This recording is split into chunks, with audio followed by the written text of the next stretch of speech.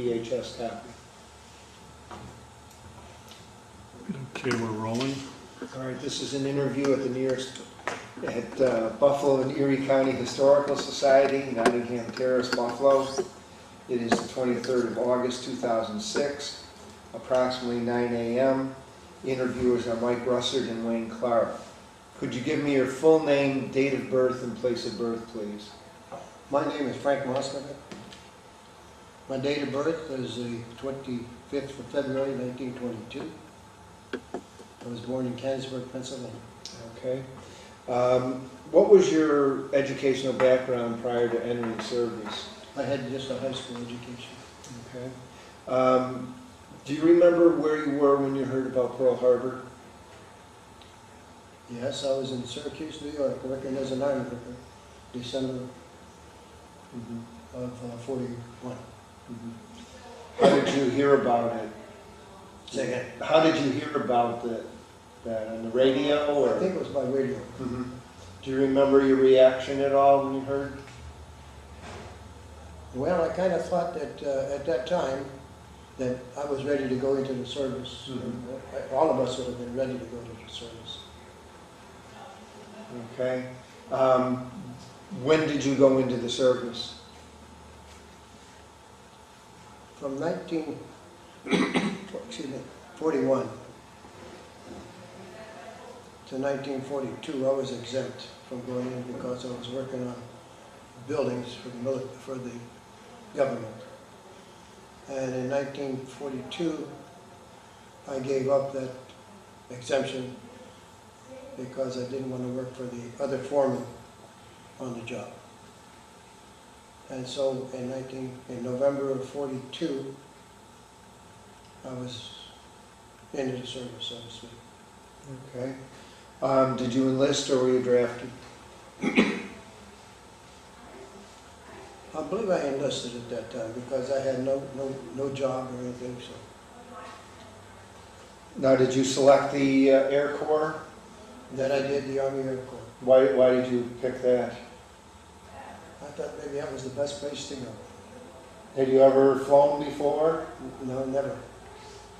So just It was a way for me to see what I could do, really. And I'm going to give you what I thought. Of course, when we went to Fort Meade, Maryland, we got all our shots and all that. And we were down to Miami Beach, Florida. And from Miami Beach, Florida, we walked in a rain that came down like thunders for about 5 minutes, and then it was real dry. And from there, we just got together, and I decided, after marching along and got through basic training, that I would like to go ahead and try to fly. And at that time, we went through the process of a physical examination and mental examination, of which it was like 18 of us, and 9 of us passed both the mental and physical. And then we kept losing people as we went through training. We did not get into training.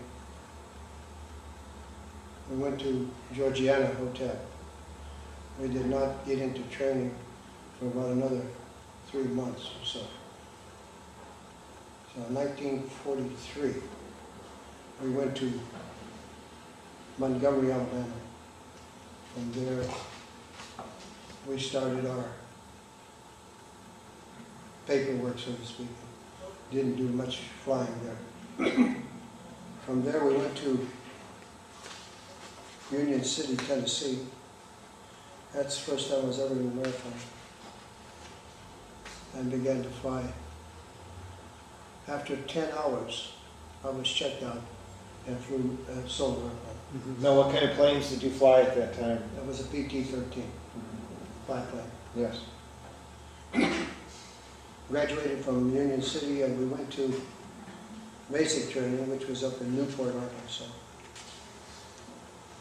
And we had BT-13s then. And then we went to, I don't even remember that. Were those Stearman biplanes you were flying? Stearman is a biplane, that was the first one. Uh-huh. The BT-13 was a single monoplane. Oh, okay. Was that what they called the Vol-T? Could very well be. Okay. And then we went into dual engine at Blytheville, Arkansas. And I graduated there, excuse me, in January of 1944, which completed my training. Mm-hmm. From then on, it just got a little bit hectic. I was assigned to Bergstrom Air Force Base in Texas, Austin, Texas.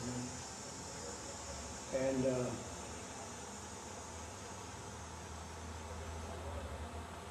I had one flight in a C-47. A group of us got together and started talking about which is the best way for us to go. Excuse me. So we decided to go ahead and apply for something else besides the C-47 because it was so slow. And by the time you put a glider behind you, you weren't going very fast sometimes. So we applied for B-26s. And we got training in B-26s at Barksdale Air Force Base. And from there we were trained as a group, as a crew, and we all flew. If one of us got sick, we all sat down because everybody had their own job to do. And we trained there, and we went to the outskirts of Savannah, Georgia. We picked up a B-26 to fly overseas. And that took us to Greenland, Iceland. First one was Bangor, Maine, then Greenland, Iceland. We flew over Greenland, Iceland, and into Great Britain. We took off from Maine, Bangor, Maine. We took off and we flew to Iceland. And after our point of no return, we were notified that the weather had deteriorated so much at Iceland and visibility was down. Of course, at this time, we couldn't go back, so we only had to go forward. And we lost, I believe, 1 or 2 airplanes at that time. We finally made it down on the ground where the visibility was less than a half a mile, I should say, and the ceiling probably was no more than 100 feet. We stayed there until it cleared, and then from there we went into Scotland. That's where we landed. And from there we were assigned to the 391st Bomb Group. And I flew 28 missions total. On my 3rd mission, I had a mid-air collision with one of our own airplanes. He was leaving the formation to go down to Cherbourg to get gas. We were occupying part of Cherbourg at that time. Mm-hmm. But for us, he came back in and we cut his tail off with our prop, and naturally we lost one engine there. In order to maintain any altitude, we had to get down to 3,000 feet. And you must realize at this time I was a co-pilot, because the pilots used to go through and get their training down in Florida. We got down to 3,000 feet. They gave us a heading to go back to England or Cherbourg, and so all of a sudden we were getting some firepower from the Jersey and Guernsey Islands. Those are the 2 islands just off of the coast of France.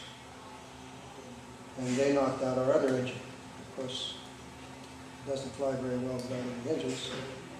So Easy Rice, who was my pilot, dead stick the airplane, dead stick landed in the channel, and 4 of us got out of it and lived to talk about it. Easy Rice just passed away this July, and the other 2 passed away somewhere along the line. We were given a 7-day recreation. Now, were you rescued right away? We were in the water approximately an hour some minutes, I guess. And the U.S. Navy picked us up. If we were within a quarter of a mile of the islands, they wouldn't have come in because the Germans were shooting the 88s at us. We were picked up by the Navy, taken to Sherbrooke. We stayed there for 3 or 4 days, interviews, to make sure we were who we were. We went back to our base. They took us back to our base at Matching Green.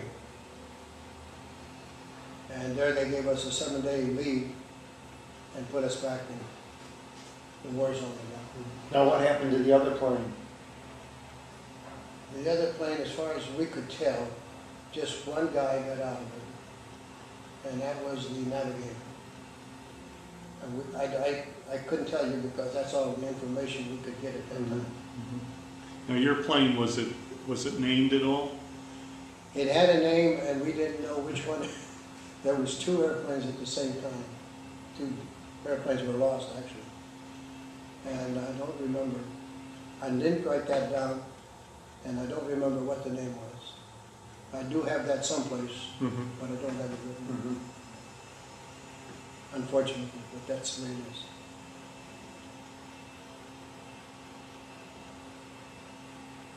Now, what did you do? Where did you go for your leave? Say again? You had the 7-day leave. Where did you go on your leave? We went up to the coast of Great Britain, Southampton or something like that. We stayed there for 7 days, then came back and started moving back to the war. What was it difficult to get back into an airplane again after that experience? Well, yeah, I guess you could say that we were pretty well scared most of the time. But somehow we managed. And as I told you earlier, from there on we flew 25 more missions. And then the war ended. We had one long mission. Well, we had transferred from there to France. And we were in France at the base there, of which we were flying out of the rest of the war. We were bombing bridges and ammunition dumps and like that. We had one long trip going to Czechoslovakia, which we never flew. We didn't fly because the war ended. But we had 3 or 4 delays on account of weather. But the war ended, and so when the war ended, they shipped us up to Holland, and most of us got out of the service. And that was in 1946. Now, were you, when you went back to the States, were you ever prepared to go to Japan or to the Pacific? Because the war hadn't ended there as of yet. Did they get you ready to go to the Pacific, or did you just go back and were discharged? I think what happened was, after we got back, I think they gave us a choice, either to go back with our squadron here or go to Japan. And we elected to stay here. And I think that's when the war ended. Okay. So when were you discharged? I was discharged in February of '46. And I went back to working as an army recruit. Now, what rank were you when you were discharged? Captain. You know, they gave us all terminal leave captain, most of us. Excuse me. And from there, I just went to work, and in 1952, I got a howdy-doody letter to get back into the service. In November of 52 is when I got back into the service for the Korean conflict. I went to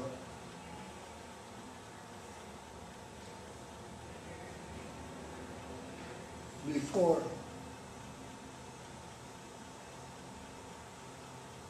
I got recalled. I got married in 46. We had one son in 50. We got married in 50, had one son in 51, and got recalled in 52. I was recalled in 52 to go to Waco, Texas, to fly B-25s. There was a primary training base at that time for navigators and bombardiers. Did you go back in as a captain? Yes, yes I did. And from there, we were from James County Air Force Base. That's where we went to B-25s training for the navigators, bombers. And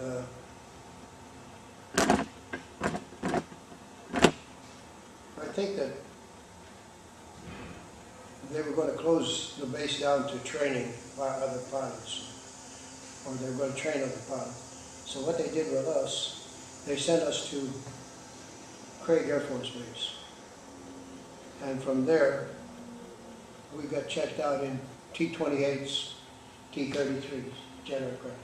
The transition from recip to jet. And we became instructor pilots. And then we had one class back at James Conley Air Force Base that we trained pilots, I should say, commissioned officers and foreign students to become jet qualified. And that only lasted for the one course, one class. And we were reassigned back to Clarke Air Force Base. And there we were teaching T-33s to higher ranking officers to get the transition from recip to jet aircraft, to tell them how fast the difference in traveling time is going to be. Now, did you have any college at all between the time World War II ended and the time you were called back into service? Did you go to school at all, beyond high school? No, sir. I had that opportunity, but when I became an iron worker, again, I was a general foreman, and they just shifted me all over the country. So I just kind of stayed. I wish I had gone to school then at that time. I finally got my education later. But at that time, I had to make some money to keep going. So we took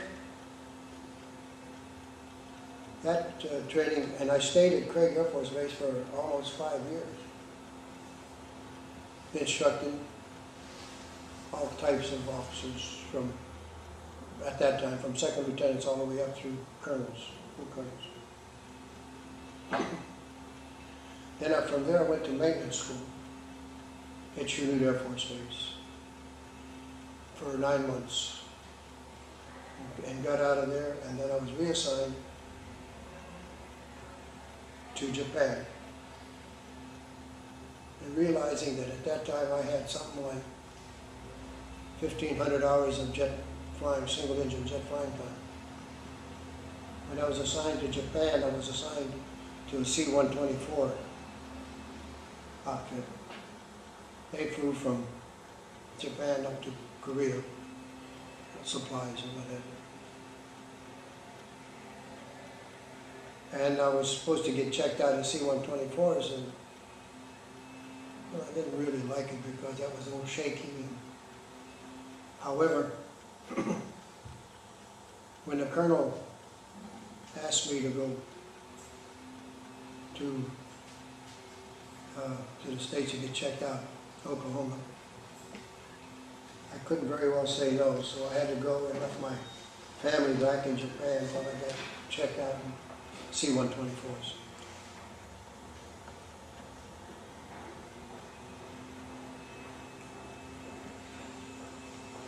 Well, that might, I'm a little retrogressive. Doing my training to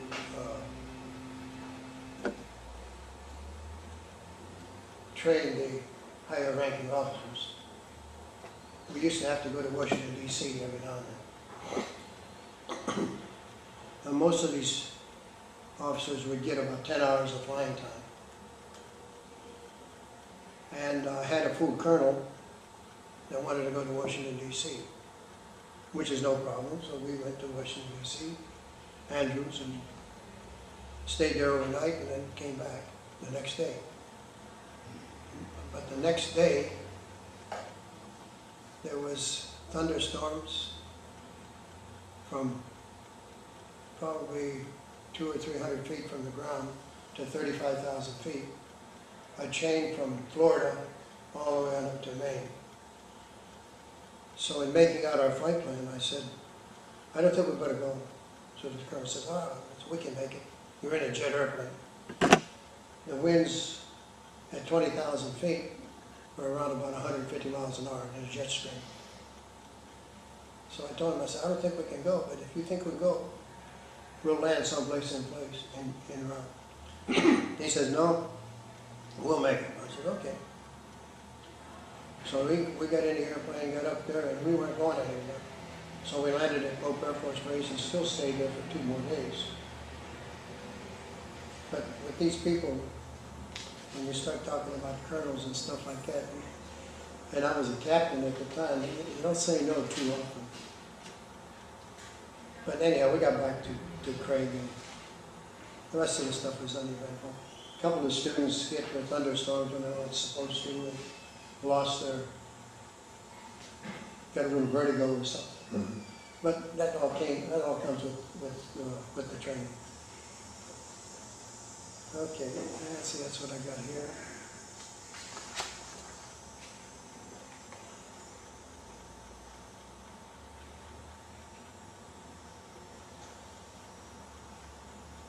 Yeah, so I was in the process now of going to maintenance school. Did I tell you that? Yes. And I continued to fly the T-33, and that's when I had to go back to the States. So I retrogressed there a little bit.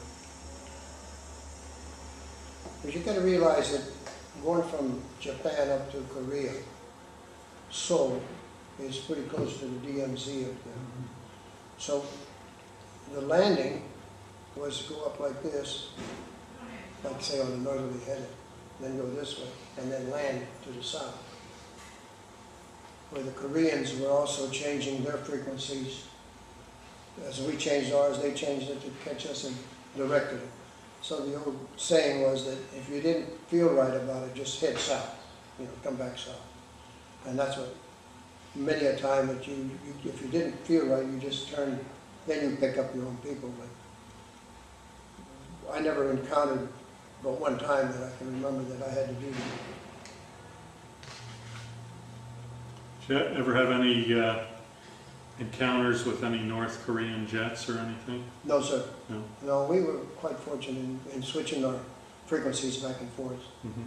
We stayed pretty much with the Americans. How long were you in Japan?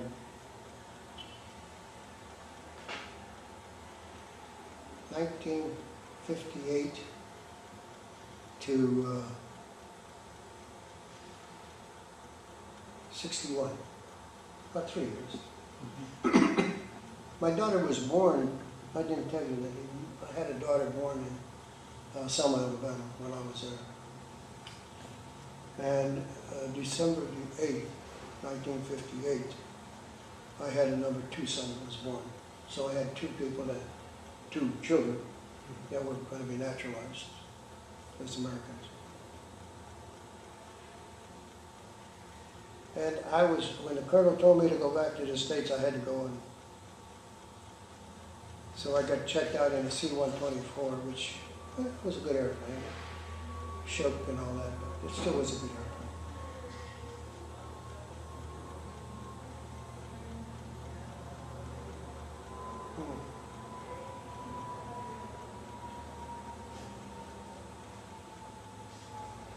I was just thinking, I went back to the States from Japan in 1961. I stayed there. I had one trip from Travis Air Force Base to Hawaii. The schedule was from Travis to Hawaii and back to Travis. One day over, one day back. When we got to Hawaii, we picked up a load of soldiers to go to Korea. So we went there, and then we picked up another mission. We went to the Philippines. At that time, Clarke Air Force Base was open. We went up to Taipei, came back to the Philippines, and there was two types of models of the C-124. There was an A, B, and we happened to have the A, which didn't take the Navy supplies back to the States, or used materials. So then we went back up to Clarke and picked up a mission. Then we came back. What I'm trying to tell you is I was out for 1 day, 2 days actually. 19 days later I came back to the States. But that's just the kind of trips you had to take at that time. They were just assigned to you as you went on. I was assigned to the 85th Squadron at Travis for C-124s. After I came back from this trip, the colonel that sent me to the States to get checked out in C-124 knew me, of course, and put me in as the chief of maintenance for the C-131s. That was a aerovac squadron. So I was there for 4 years or so, 2 years. In 1966, December 66, I got orders to go back to Okinawa. I spent the C-130s, I got checked out in C-130s there. I wanted to get checked out in C-130s on the base. Otherwise, if I went back to the States to get checked out, I would have committed myself. And my 20 years was coming up. Mm-hmm. And with the Vietnam situation, we went in and out. I flew C-130s from there, and I was the check pilot, flight test for all the airplanes. We used to take trips to go into Vietnam. During the TET Offensive, I was scheduled to come home, and Saigon, I was hollering for whole blood because of the amount of people getting hurt. And the Viet Cong, as you know, during the TET Offensive, had circled Ton Son Nhut. So with this whole blood, I flew into Saigon. They gave me about 3,000 feet of runway to land with this whole blood. And so we landed, went in front of operations there, and of course there was all small arms fire all the way around that is. And realizing that I could have got hit on takeoff, I took off and tried to get up as high as I could, as soon as I could, and got back to Okinawa, and I didn't even get a bullet hole. Amazing, but that's just the way it turned out. How was that? You received a Distinguished Flying Cross. Was it for that mission? Yes, that's what I received. Distinguished Flying Cross. You know more about me than I do. Well, I see it written here, and I assume that must be what it was for. Yeah. And we received the Purple Heart for the ditching, Oh, okay. but whoever knows. Now, did you receive the DFC during World War II also? No, sir. No, the pilot, Easy Rice, I mentioned his name earlier, was the pilot, and I was a co-pilot at that time. He received the DFC then, which he deserved, because it's not too many people can land and save all these crew members and ditch in the channel, or water, or ocean, or whatever.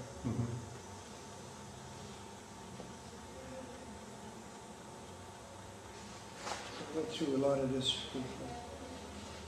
I used to go down there. I stayed in Cameron Bay for almost 6 months as a maintenance officer, chief of maintenance down there. And after the 6 months was up, I went back to Okinawa. Now, was this in 1966? That was in 1968, probably. 68, okay. Yeah, because after I got back, I used to fly in and out. In the beginning, since I was flying C-130s now, I could go ahead and go in there for 2 weeks and fly around Vietnam, South Vietnam. And there was no problem while I was there. And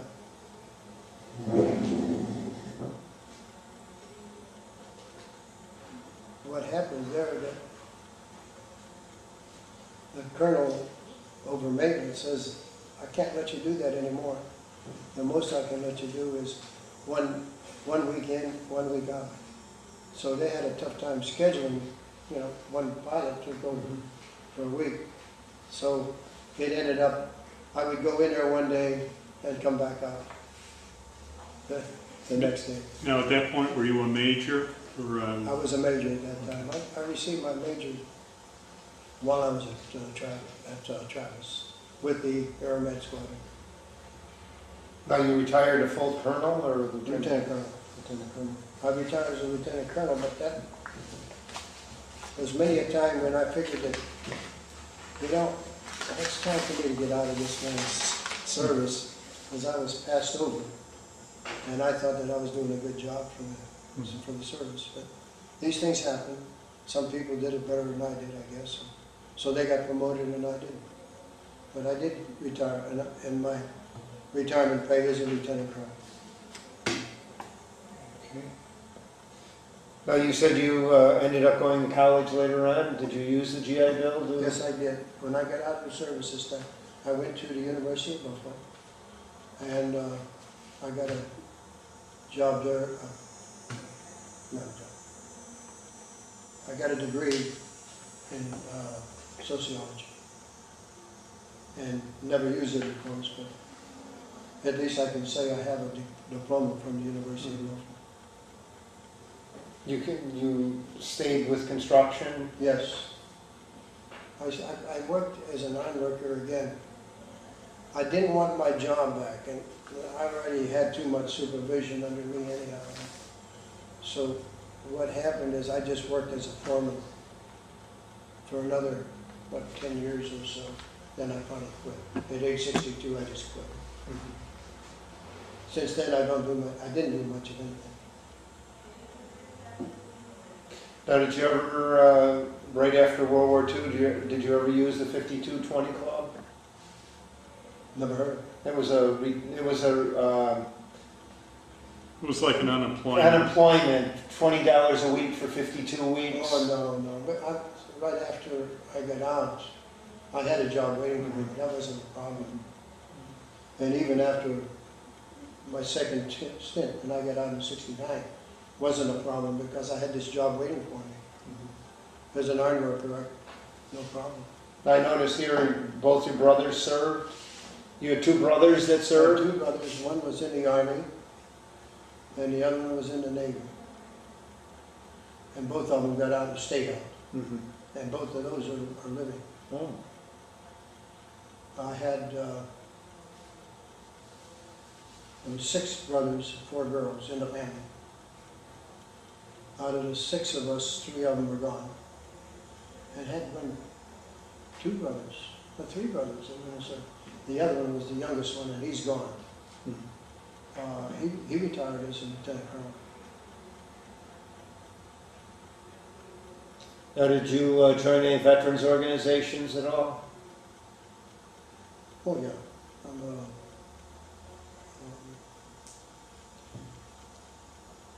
VFW, yeah. Are you active in it, or? No, not really active. I should be, I guess. But I donate to them and all that. I'm not really there physically. Did you ever stay in contact with anyone that you were in service with? We had a contact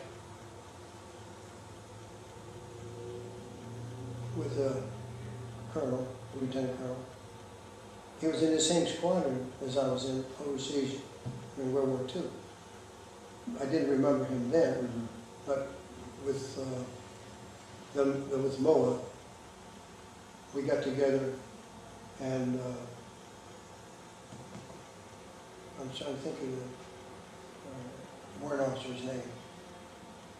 You might know him. But this colonel and I got together. We went out on a couple of, up the canal, on the boat and what have you. Did you stay in contact with your crew at all? I went, after I retired here, I went to Erie, Pennsylvania to pick up the engineer that came out with the one-man dinghy. I guess I didn't tell you that. He came out with a one-man dinghy and the 4 of us stayed. The pilot, me, the engineer, and the navigator. And the navigator was in a train accident going home after the war and was killed.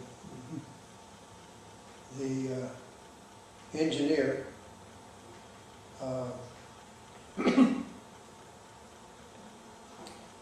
moved from Erie, Pennsylvania. I did go to see him, but he moved from Erie and I lost contact with him. He moved to Philadelphia. I got in touch with his son, and that's when I found out that he's already passed away. When we had our mid-air collision, our tail gunner parachuted out. And the other engineer, when we got down to 3,000 feet, the Germans killed him. So out of the 6 of us, there was 4 left. And just recently, Lieutenant Rice just passed away in July. I'm the only one that's left out of the crew. How do you think your time in the service had an effect on your life?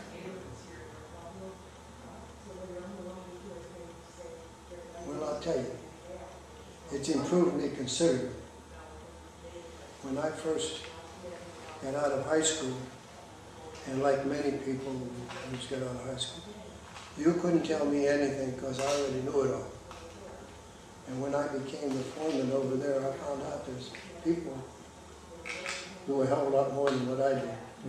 And so by going into the service, I got to learn how to be a supervisor and really changed my life completely. You would have never known me when I was 18. Do you think you would have had an opportunity to go to college if it wasn't for the GI Bill, or, you know?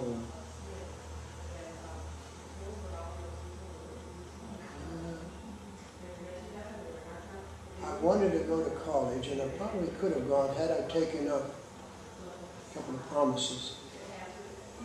But in those days, when you took on an obligation like that, down the road you're thinking, how am I ever going to pay this back? So the amount of money at those days wasn't that great, but you couldn't tell me that because that was my dad had to work in mines just to support 10 of us. So when you start to realize from that standpoint, even $3,000 or $4,000 was a lot of money. But I probably, without the GI Bill, I considered going to college. I'm not a very good student, You but made it. my memories isn't what it used to be, let's put it that way. Now, if you hold this up in front of you like this, Wayne can focus on it. Do you remember where and when that was taken? I was taken in France, Great Russert. And we all lined up to separate pictures at this time. So it was 1944, 45, somewhere in there? 1944. Now, did you ever wear a flak jacket while you were flying? I don't remember. Did you ever paint your jacket at all? No, Any decoration on it at all? no, not really. Okay. We kind of protected the family jewels, so to speak. Maybe I shouldn't have said it. That's okay. What'd you do, sit on a flak jacket? Yeah. Okay, well, thank you very much for your interview. Well, I hope it's... Yes. This is the first time I've had this opportunity to talk to anybody. On one of the missions that we flew up to Doctor 2, the tower called us and said, have you enough fuel to circle for a while? Say for about a half hour. Oh yeah. So we circled because the Vietcong was firing on the station. As soon as they got through firing, they says, okay, you're clear to come in. And I got a load of ammo on my airplane just to leave there. So we landed there, and of course, other than that, there was nothing, happened. We got back, we had to drop off one of our stops because we just didn't have enough fuel to make it off. Okay. Okay.